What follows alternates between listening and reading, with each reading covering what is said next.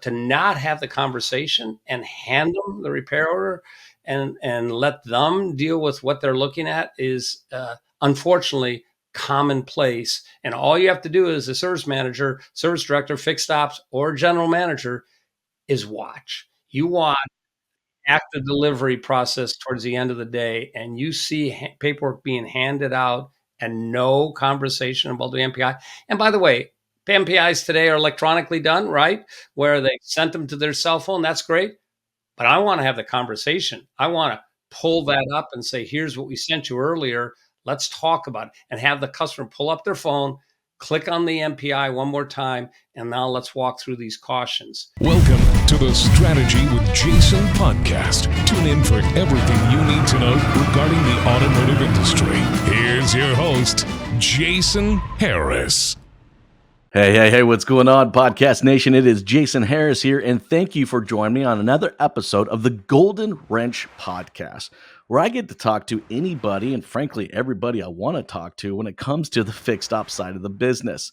And boy, do I have a guest for you today. We're talking just a wealth of information and knowledge and passion for our industry. So I'm going to really excited about getting into today's topics. But hey, we can't make really cool content like this without our sponsors. And here's a quick message from our sponsor.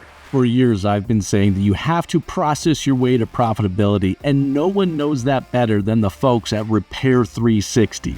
You all know how important it is to have a fast, streamlined used car reconditioning process. Remember, time kills profit. Getting a used car frontline ready in less time while providing transparent communication between departments is what Repair 360 is all about. With Repair 360's automated used car recon manager, you will drive recon times down while giving sales the visibility they need to stop complaining. Oh, no, I'm just kidding. I'm just kidding about that part. Anyways, you have to check out their website at repair360.com and see how they can revolutionize your reconditioning process. All right, guys. I have a guest, and I'm so excited for this. I got the one. I got the only. I've been told by his friends he's famous. All right. I have Don Andres with me. Don, what's going on, man? How you doing? Great, Jason. That's an intro. I want to meet that guy.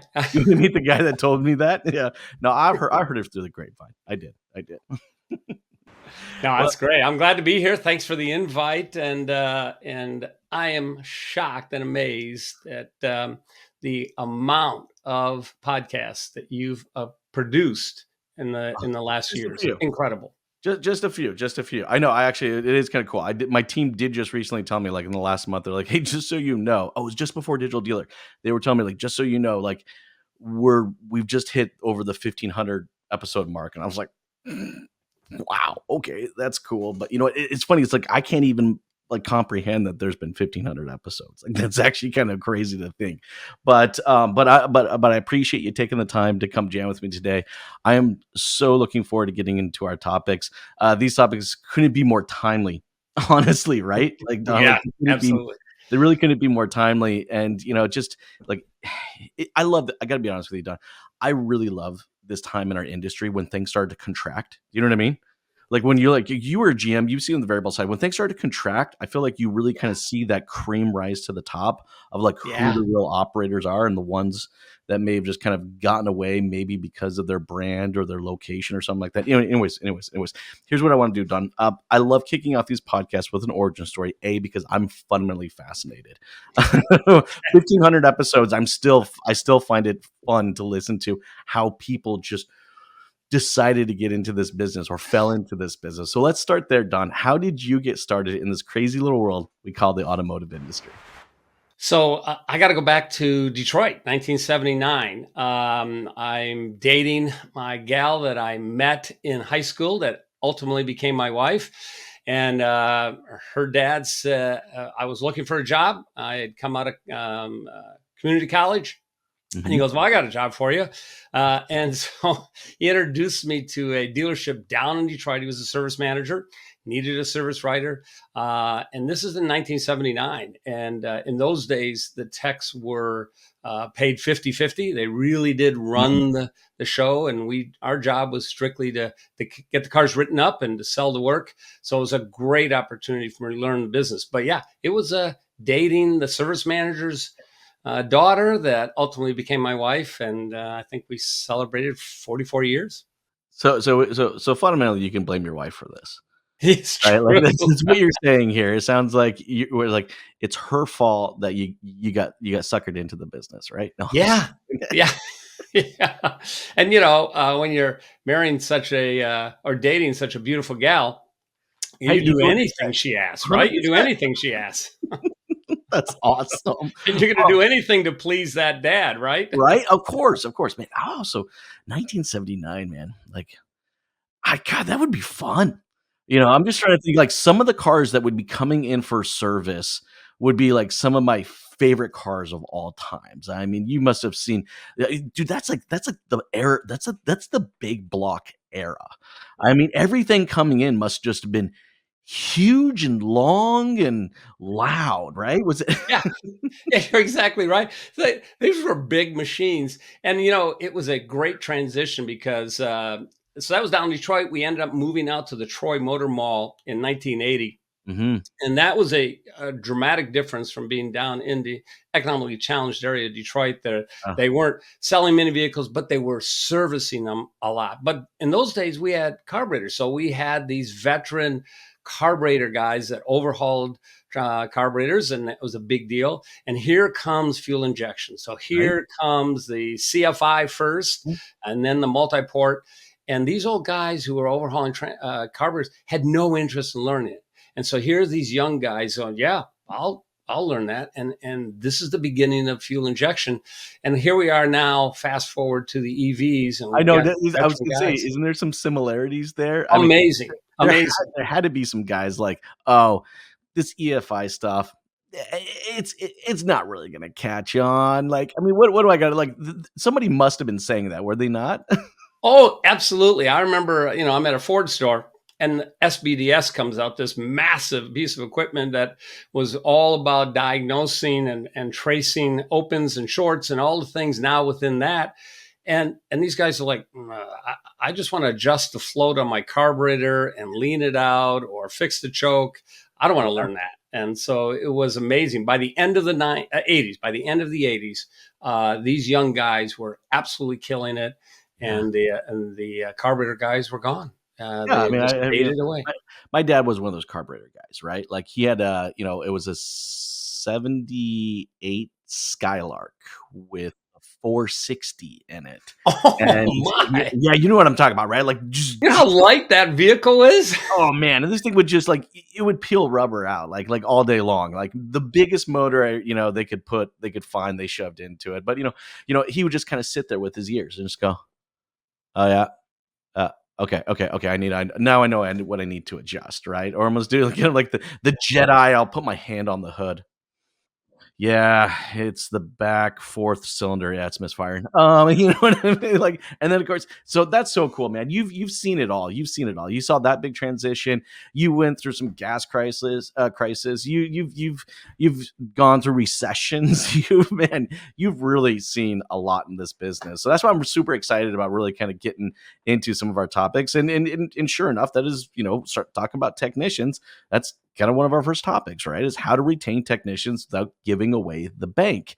And what a timely topic. Now, I'm curious though, this topic must have come to your mind because of a specific story. And I've heard a lot of stories out there. So I'm just kind of curious, how did this topic kind of bounce up for you? And, what was that driving force? So we've seen it happen in the last couple of years a lot, right, Mhm. Jason? Where technicians suddenly were, well, for a long time, probably underpaid, based on market value. And so in 23, especially, but even as it drifted into 24, we saw technicians now starting to demand high flat rate amounts, right? And they shopping themselves, and they're realizing that they were available to get this higher rate. And so there was a lot of movement, and so you were losing techs that frankly didn't have an issue with you. They liked being there, but suddenly they were demanding $10 more in a flat rate, and you went, "Wow, that's not typically something we've ever done." And so this was a radical change that took place in our industry, and it did allow a lot of movement with technicians. Mhm. But it was really interesting. The good run shops, the ones that were producing high amounts of customer pay business, they were the ones that, even if they lost a tech, it seemed like a month later, 6 weeks later, they're drifting back and they're saying, okay, yeah, the flat rate was great. I loved my new flat rate amount, but I couldn't get any hours. I couldn't Right. get anything sold. I couldn't get anything to be able to be productive. And it turns out, because of their lack of leadership or lack of structure in the service department, they were scrambling to get 30, 40 hours in a week when they were used to getting 60 and 70. Do And, you think it's a structure thing? Like, do you think? I'm just curious because, like, by the way, I find rabbit holes sometimes, and I like going down rabbit holes. So, like, I mean, do you think it's a structure thing, or is it really just? I'm going to say kind of a lack of experience and understanding what the real objectives are. And look, and the reason I say this is because I heard a stat from a good friend of mine who runs, one of the largest employment, agencies for automotive, right? And the stat that he recently shared with me is like the average service manager right now has less than 5 years of experience. And I was like, really? And I guess maybe because, and I think back and I'm like, okay, actually, you know what? COVID did kind of create a reset on that. And I do know a lot of people that had been in the business for a long time. That was the time they decided to kind of get out of it, right? So I'm curious, just your perspective. Is it lack of experience right now? First of all, that's an amazing stat, right? Right. And I hadn't heard that, but it does make sense because COVID did drive a lot of senior guys. And Mhm. typically, what you would have in a dealership is you have a guy saying, "Hey, within the next year, I'm going to retire. Fine, let's start to groom your replacement." Right? That's just a Mhm. natural progression that typically would happen, whether it's through the tech or a service advisor getting promoted. But that's so interesting that it's 5 years or less. What we find in many cases is the advisor or the technician that's done an outstanding job, very committed, been with the company a long time, hardworking, gets that opportunity to be promoted.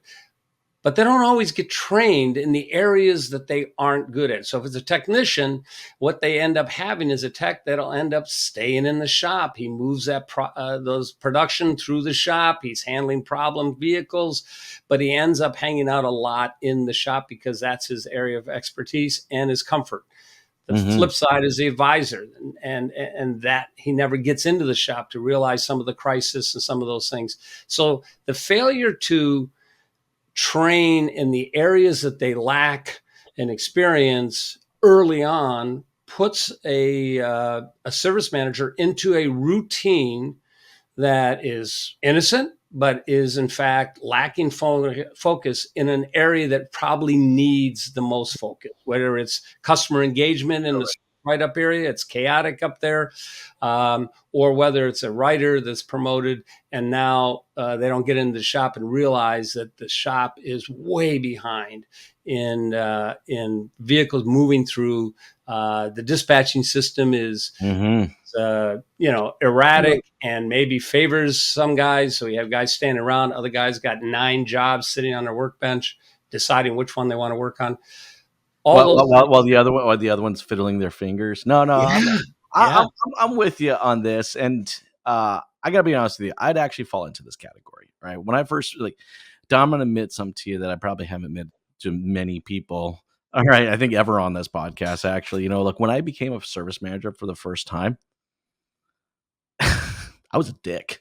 I'm gonna tell you right, Don, I was a dick. Look, I didn't know, right? Like, no one told me I had to go. I was a service advisor, so my path was service advisor, service manager, right? Like a fair, like to your point, it's like sometimes it's a technician moving up, then or a service advisor moving up. For me, it was a service advisor. I moved into a service manager position, right? Um, no one told me I had to be a leader. Okay, I'm just gonna tell you that. Like, no one told me I had to be one. I just kind of watched what my old service manager did, and he was very religious about telling everyone to shut up and get back to work. So I assumed that's how you treated your technicians, Oh, yeah, and yeah. And maybe because he had been there for a long time, he was able to say things like that and get away with it. I don't think anybody, by the way, should ever say that. But I'm just saying, like, maybe. So I lost technicians. I mean, immediately within like 3 months of me being there. Like, I think I had a mutiny in the back, man, because I was just like, I don't understand what these people's problem is. All they need to do is just and get back to work. That's all they need to do. I don't understand why this is a difficult thing. So all the quality of write-up issues and all the things that were driving them Oh nuts. wow, it's Yeah, just that's not our fault. but to your point, and that's what I really wanted to drive home for anybody out there watching and listening right now. I mean, I think what Don's saying here, and I just really wanted to drive home that point, is that a lot of people get into this position and we're not trained. I mean, like, could I write a beautiful RO? Oh, hell yeah, I could. Like, could I translate what the needs of the customer were over to the technician? Oh, absolutely. I was amazing at that, right? But then all of a sudden I was in charge of like 36 people. What the hell were these people thinking? Anyways, I'd love to kind of get your thoughts on it. Do you believe is that one of the reasons why we're also not able to retain, good staff? Because maybe we're not trained, one, to be a leader, and then two, actually be a business owner and actually understand how to operate the business. Anyways, I'd like to get your thoughts. Well, I think you're exactly right. So that is so common when I go into dealerships, is that by the time you actually have a conversation with a service manager, he goes, "Hey, I was never taught this." So now from a consultant standpoint where your starting point is in just this idea of how to understand, what does leadership do? What should I be looking at? How should my conversations go with either an advisor or a technician? And so leadership is incredibly important, because everybody yearns for structure. No matter how much of an independent guy a tech might be, and some monster guy that can just cobble up work or gobble up work, but you know, they like structure. They like to be able to understand what their day is going to happen, and then they want to just be able to move through it. They understand there's emergencies that happen, but for the most part, they know what they want to do and they want to move through it. So we have to create that structure. One of the biggest reasons technicians literally start shopping, this idea of, I wonder what else is in the marketplace and I wonder if I can get more money, can be that chaos and that stress that happens Of course. nothing more than they're getting interrupted throughout the day. So what is the main reason I believe that technicians start looking is that there isn't enough customer pay business to offset that very difficult diagnostics that happen. So, we have these I'm glad veteran guys, you brought and that up. they truly are good at diagnosing difficult problems. But we might authorize an hour to diagnose a check engine light, and they're 45 minutes into it, and they realize that it's much deeper. It's a wiring problem. It's an open. It's a short. It's in a data bus line. And now I'm really digging deep. Do they sometimes stop and say, I need an additional 3 hours authorized, or they just keep going? Well, most of the guys with a lot of pride, they just keep going. And so here we are 3 hours into a job, and now just discovering what the real problem is. And now they have to try to sell that with a writer. The customer declines the work, and now all that lost productivity. So when you're only diagnosing and repairing what customers are bringing it in for, and very little of that additional needed services through the multi-point inspection, the end result is that it's just hard to be 100% productive or 110% productive. It's just hard. And God Well, forbid you do a lot of warranty work. you're Right? doing it with your well, and you end up doing it with your arm, with one hand tied behind your back, right? And Yes. and Yes. something you said, and I wanted to go because I know where you're going with this, and I do want to go down your rabbit hole because I can already see it in your head where you're going with this, and I love it.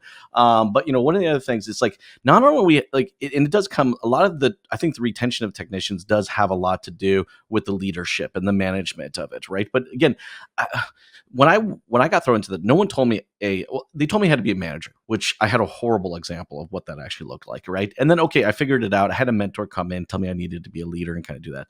But the third thing they didn't tell me, and I had to find this out myself too, is I actually had to grow this business.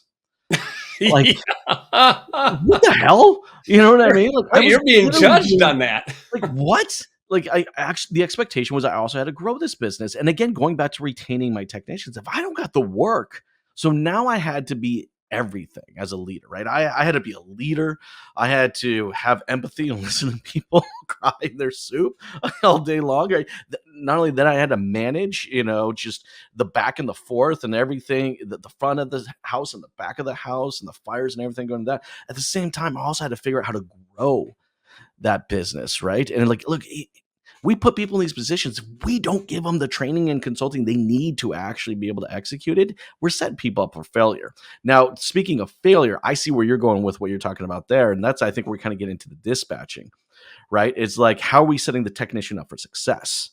Right. Like, so that's going to be my question for you. How dispatching can always like stay like one step ahead of the technician, and how do we kind of make that more of a linear experience versus the typical ping pong effect that we normally see?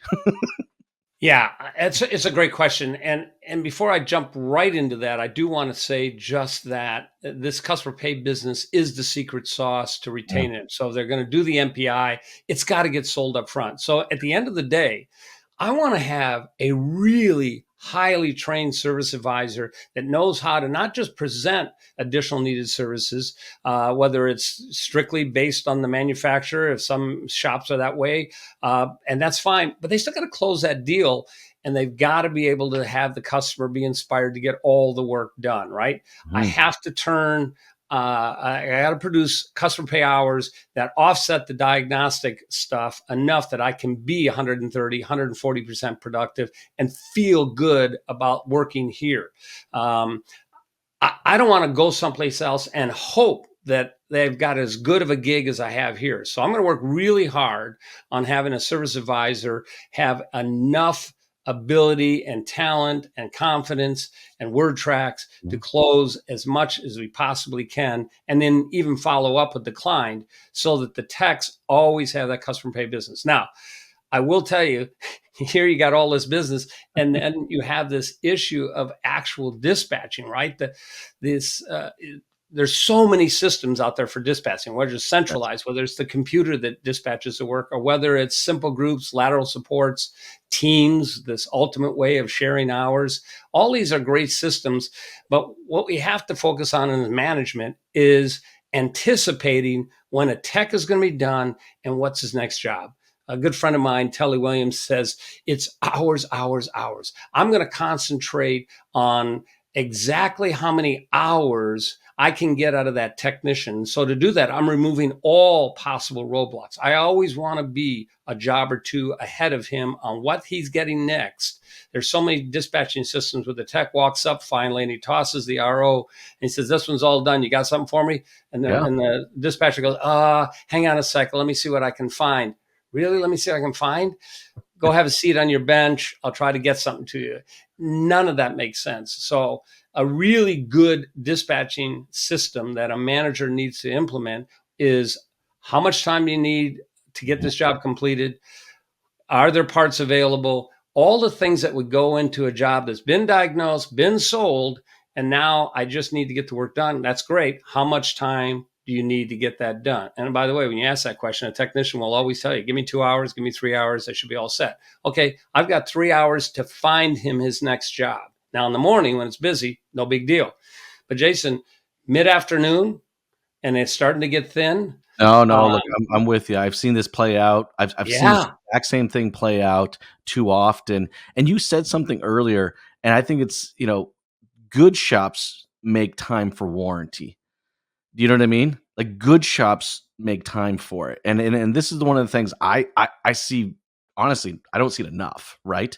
It is like we get so focused on that CP that we are not giving the technician any time, all right, to actually diagnose or look for the warranty. And it's like and just because they came out on this particular recall, I mean, look, a good advisor knows that, hey, if that recall is on that upper strut, well, I know for a fact that if I get that upper strut on there, I can also, all right, get the recall, or I can also claim the other side of it at the exact same time, so I don't have an alignment issue, and I can actually claim the alignment to go along with it too. It's this orchestra, right? And the amount of data, the amount of information that an advisor needs today, like, honestly, dude, I don't know if I could go back and do that thing, right? Because, like, that's I mean, true. it's like to really truly be effective, like, I need to know about 16 different things, on almost every different car, on almost every single car that's coming in, to really kind of capitalize not only on the CP opportunity, but also capitalize on the warranty opportunity. But I'm curious though, like, what do you see the best operators out there? How do they balance that out, and how are they intentional about it? I guess you've seen some great examples, I'm sure of it. Yeah. So the old computers dispatching to work, I've never seen it work. It's just too easy to manipulate. Centralized dispatch is fine. The problem is you end up in many cases with personality conflicts. Some guys end up relying on technicians to bail them out, so they feed them, and then the other ones get the scraps. So even that can be challenging. The best ones seem to be the groups. And I find simple groups to be the best, where a writer has his three technicians Hmm. and he knows how much they can produce that day, he knows how much he has to sell. We count hours. We know what the goal is every day. We know what each individual technician's goal. We know what's being carried over at the end of the day. We really concentrate then on a simple group would have a technician and a writer, and they would actually be setting a daily goal of how many hours that group is going to produce. And the writer's job is to have the amount of work sold and coming in every day to meet that hour's goal. So now it becomes more of a machine-like attitude. It doesn't become this personality. And now it's just moving through the day, chunk, chunk, chunk. Now the writer is going to ask a very important question to the technician. How much time do you have left on this job? Why? Because I need to know how to move through the other jobs that need to get Yeah. done. Technicians will always stop what they're doing and take care of a waiter if they're told that that's going to happen. So, hey, at 10 o'clock, I'm Well, going to stop you and I'm going to have you bang out this waiter, and then you can get back on this job. No problem. I'll take the money. But don't walk up and say, hey, can you stop what you're doing? And can you bang this out real fast? No, I'm in the middle of this, So these are all the really but good that pod shops format have must this help. understanding. Like that I'm seeing the pod format. I like where you're going with the pod format, and I know what you're saying. I've seen it now a few times too, right? Where it's like, okay, so I'm responsible for these 3, 4, 5 techs, right? And as an advisor, it's my responsibility to fill their hours. But now having that responsibility, that pod does allow me to balance a little bit more. You know what I mean? Like, have you seen a more of a better balance with that type of model? Well, I think what really happens is they come in already knowing what they have to get done. Mm, Typically, you're going to have a mid-morning meeting where you're going to just check in with the three techs. You're going to review what's still coming in. You're going to review how it's moving through. But here's what's really powerful is you're giving now real estimated time of completions to customers. The one thing that they demand almost more than anything else is, when am I going to get my car back? And instead of a superficial, well, we should have it this afternoon, which is crazy because at 1 o'clock they start calling, seeing if the car is done. And this afternoon to you is 5 o'clock. So we want to give real estimated times of completion when we're vehicles being dropped off. And we can do that because why? We have a complete understanding of how we're going to move through the day. So we have a high level of preparation with my work orders. You mentioned very early on about the quality of the write-up. Oh my goodness, that is everything when it comes to derailing productivity is a poor 100%. quality write-up. So we're going to have a really high level quality write-up, and then we're going to make sure we're moving through it. Now, centralized dispatching, other systems work fine. They just take more managing. It's a Yes. more hands-on managing approach than, say, lateral supports, simple groups.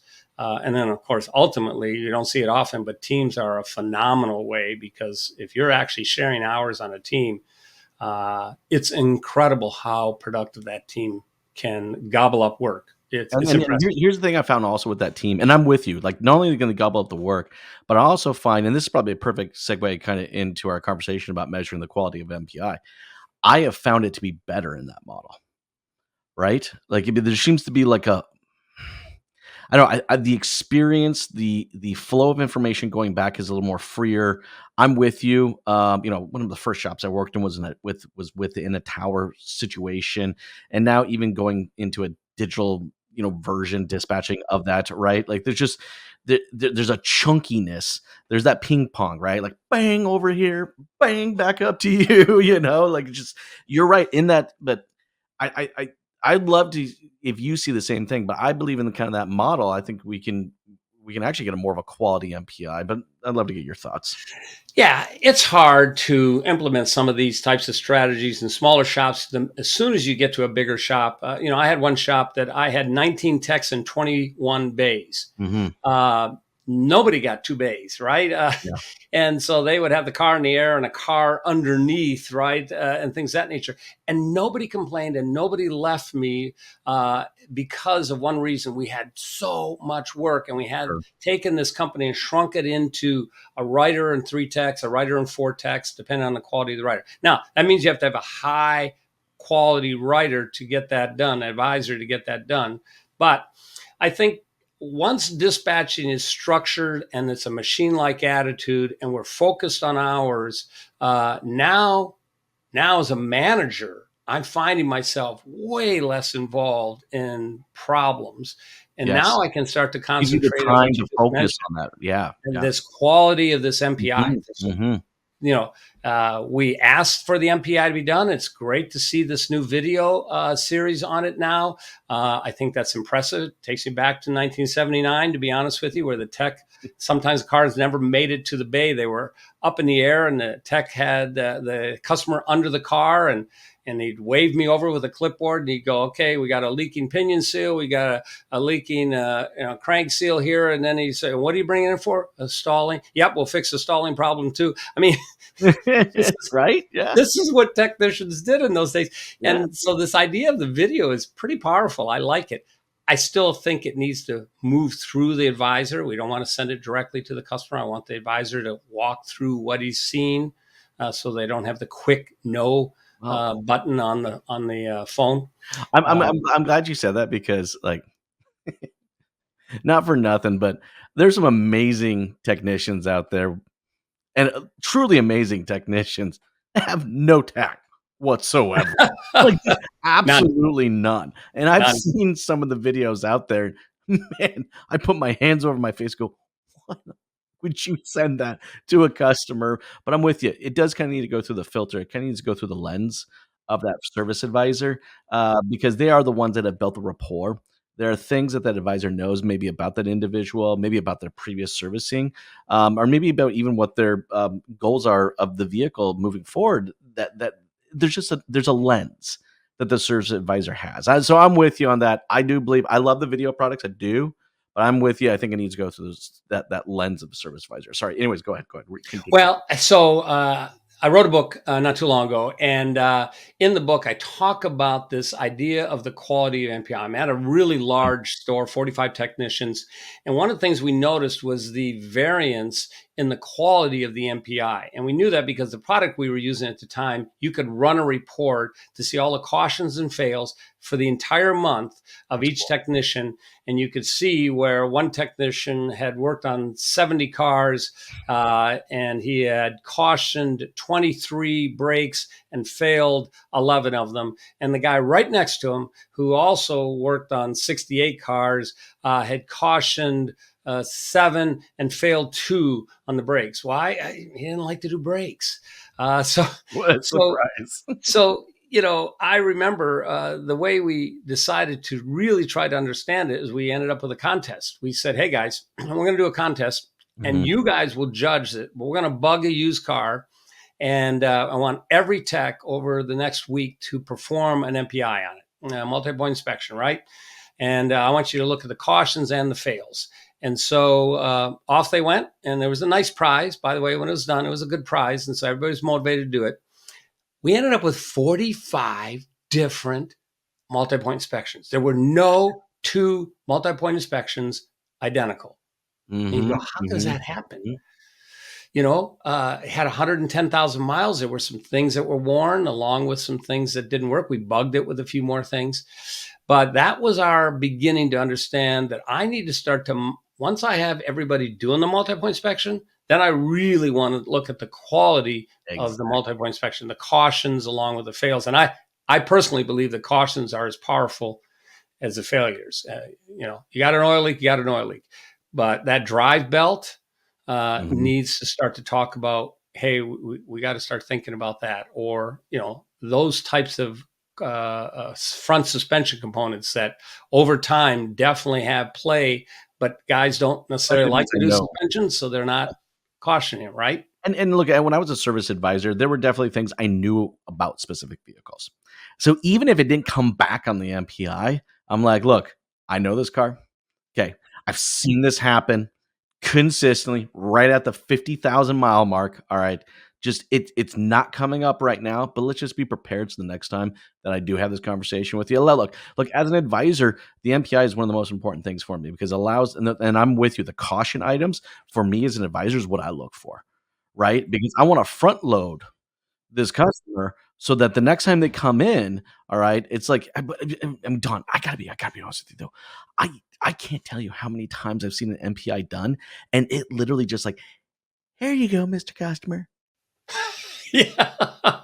And you know what I mean? Like, Oh, I'm just like, 100%. "What the hell are you doing?" Like, it's just like it's just stapled. It was like, "Oh, we did this. I'm gonna staple it to your RO." You know what I mean? Like, there's, like, no time.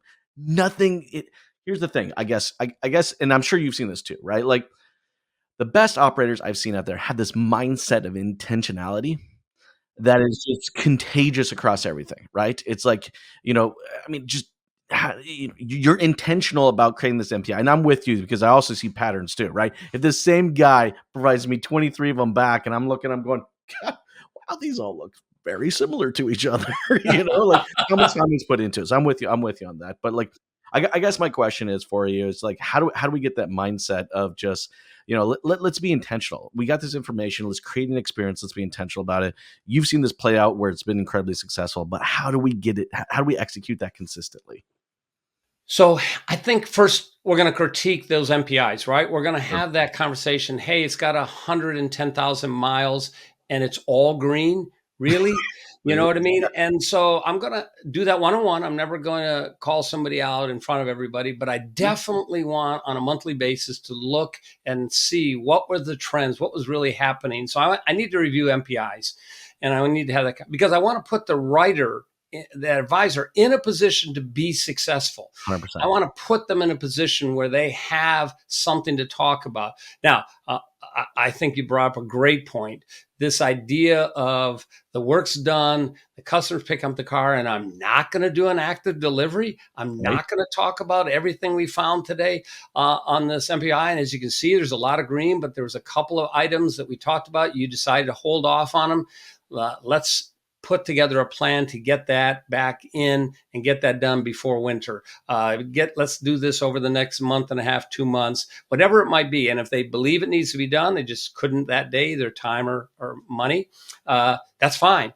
These people appreciate that, but to not have the conversation and Right? hand them the repair order and let them deal with what they're looking at is unfortunately commonplace. And all you have to do as a service manager, service director, fixed ops, or general manager is watch. You Well, watch you're right. It's a leader. active delivery Mhm. process towards the end of the day, and you see paperwork being handed out and no conversation about the MPI. And by the way, MPIs today are electronically done, right? Sure. Where they sent them to their cell phone. That's great. But I want to have the conversation. I want to pull Exactly. that up and say, here's what we sent you earlier. Let's talk about it, and have the customer pull up their phone, click on the MPI one more time, and now let's walk through these cautions. And what's our plan to go ahead and get those accomplished Well, and is and and incredibly I powerful. think I think like good leaders out there are ensuring that there is time slotted for that, right? I mean, how many times have you I mean, I'm sure you've heard it because I know I've heard it a bunch of times. Well, I don't have time. They don't give me time for that. Or the worst thing of all when I hear that that's not really a part of my pay plan. Oh my. Whoa, okay. I'll stop there because that's probably a whole podcast in itself, and I might get a little worked up about it. Look, Don, I know we're getting towards the tail end of our time, and I feel like we probably need to do like a whole another one of these because I feel like we touched a little bit on everything, but I still think there's probably some more for us to go through. But Don, before I let you go though, for like everybody out there watching and listening right now who maybe would like to connect with you and, maybe continue some of these conversations, because I definitely think there's more conversation to be had on just, anything from MPI to the dispatching and to best practices of retaining technicians. What's the best way to connect with you, Don, so we can kind of continue some of this conversation? Yeah, I think my website, which is autosctconsulting.com, autosctconsulting.com, does have a lot of information. There's a media page in there where I have a lot of conversations about techniques for advisors and building confidence with them, structure, processes. I've got a book page because in writing that book on why auto service departments fail to grow, there's a great page there that talks about the book and the leaders in the industry that made recommendations in the book. So I'm excited about that. But it will give you some groundwork as a general manager, as an owner, to start to understand what the good stores are doing, and then more importantly, how am I addressing this money left on the table? I think, Jason, at the end of the day, Mhm. what frustrates us sometimes as consultants is, do you realize how much money was left on the table today? Yeah. Well, a good store can close 30% of their MPIs. A monster store can close 50% of the additional needed services that are found. Mhm. That's a lot of money that we want to have a plan to loop back in. And who doesn't love sold work coming in the door? Certainly technicians that don't have to wait for an authorization. They can literally just get the work done that was sold from a previous MPI. Now you got happy technicians. Now you have service advisors making a lot of money. And so the end result is that now you're growing, which I love what you said earlier Yeah. about the service manager. Suddenly you were told you have to grow it. Really? Yeah, but you know what though? I also find you also get better customers. You get happier customers, Oh right? my God. Like, because I mean, look, here's I'm a customer. I own too many vehicles outside. All right, like I hate taking my car in for service. Why? But when I think about, like, why do I really hate it? Because I just don't know.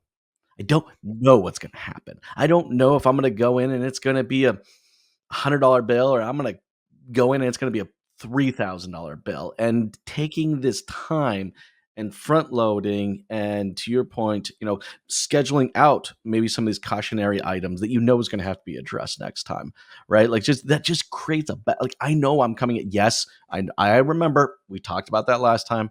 I remember it's $600. Yep. Like, anyways, it's It's a that better easy. customer Yes. experience. It makes it better for everyone, but we have to give ourselves the time to do it. And we have to have that mindset about being intentional to create this type of experience. Look, Don, I've had so much fun jamming with you today, and I'm sure there's going to be another time that we're going to do this. Any final thoughts before I let you go for everybody out there watching and listening? Well, thanks again for the invite. I appreciate it. This has been a lot of fun. And I will tell you, let's invest into those managers. Let's Mm-hmm. leadership. Teach them what they don't know. You hired a great person, you promoted a hardworking, dedicated person, but they need to be taught leadership. They need to be taught what they don't know. And then they'll be successful and everybody wins. So yeah, that's probably my best thought, is invest into some leadership. Absolutely. 100%. Hey, Don, really, really, really appreciate your time. For everybody out there watching and listening right now, the biggest compliment you can give myself or Don is share the show. All right. If you have a friend or a colleague or manager that needs to hear some part of today's conversation, I'm telling you, it means the world to us and is the biggest compliment you can ever get, to share the show. Again, Don, thank you so much for your time. I really appreciate it. Everybody out there watching, listening, y'all have a great day. Thank you. Thanks for tuning in to the Strategy with Jason podcast with your host, Jason Harris. Remember to like, comment, and subscribe. Happy podcasting.